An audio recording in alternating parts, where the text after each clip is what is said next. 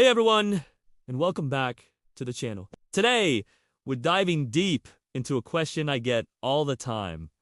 Venom Motorsports, or X. If you're looking to get into power sports, whether it's a dirt bike, an ATV, or a go-kart without breaking the bank, you've probably seen these two names pop up everywhere. They both promise fun on a budget, but what's the real story behind the low price tags?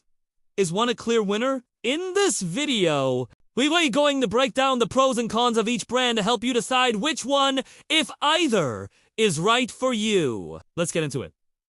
First up, let's talk about Venom Motorsports. When you first land on their website, the appeal is obvious. They have a massive selection of recreational vehicles, from dirt bikes to street-legal motorcycles and ATVs, all at prices that seem almost too good to be true. One of their biggest selling points is free shipping, which is a huge deal when you're buying something this big. Getting a crated vehicle delivered right to your door is super convenient. Another point in their favor is their official standing. Venom Motorsports is accredited by the Better Business Bureau, or BBB, and holds an A+ rating. That's a significant detail because it means they meet certain standards for customer service and transparency. Plus, they have a strong online presence. You can find tons of customer videos and social media posts so you can see real people unboxing and riding their machines, not just polished marketing material. If your main goal is fun and budget-friendly and you're willing to do your homework, Venom can look like a fantastic opportunity.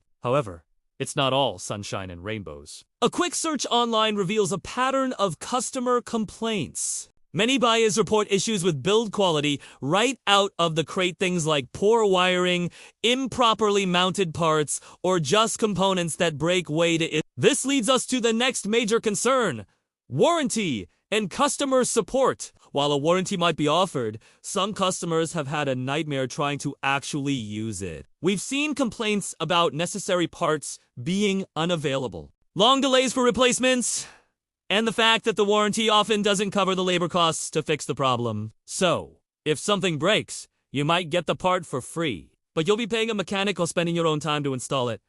There's also a recurring theme of expectation versus reality. Some videos and reviews point out discrepancies between the advertised specs and the bike's actual performance.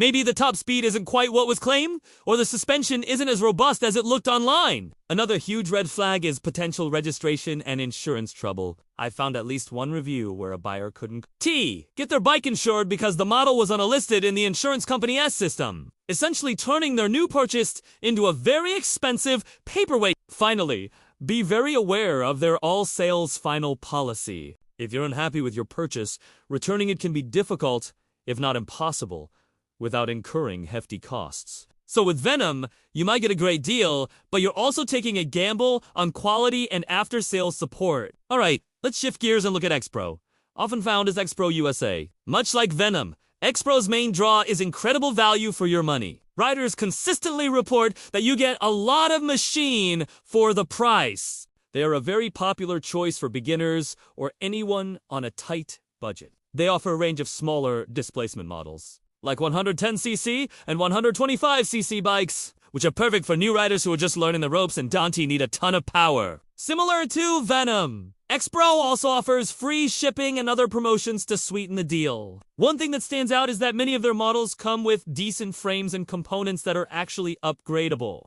This means you can start with a budget-friendly bike and improve it over time as your skills and budget grow. Digging into forums like China Riders, you'll find some surprisingly positive long-term reviews. I saw one post where a user said they had to do literally nothing to their bike out of the box and had already put 4,000 miles on it without major issues. For trail riding or casual dual sport use, many users find that these bikes hold up just fine when used as intended. But, as with any budget brand, X-Pro has its share of downsides.